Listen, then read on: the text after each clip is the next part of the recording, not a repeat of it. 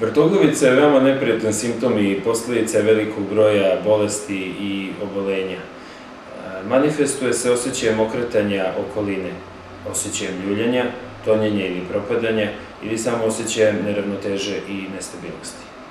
Najčešće je posljedica oštećenja unutrašnjeg uva u kojem je smešteno čulo za ravnotežu.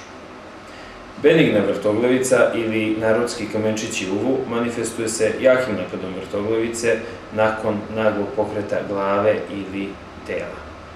Naprimjer, pacijent se okrenuo u krevetu ili je naglo zabacio glavu u mesto. Menijerova bolest se manifestuje jakom vrtoglavicom praćenom za osjećajem zapušenosti i zujenjem u uvu. Ova jaka vrtoglavica traje obično i po nekoliko sati i praćena je mučninom i povraćajem.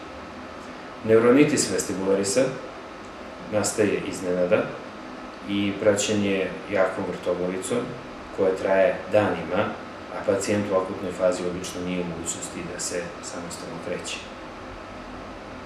Migrena također može biti praćena vrtoglavicama, pa čak i između napada glavobolja.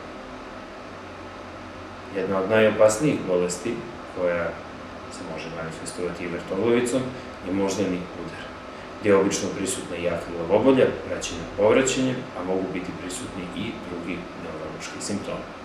Ja sam samo pobrojao neke od najčešćih uzroka. Brojni su bolesti i poremećaji koji mogu se manifestovati ovim simptomom. Detaljnije o vrtoglavicama možete pročitati na sajtu Centra za sluh i ravnotežu.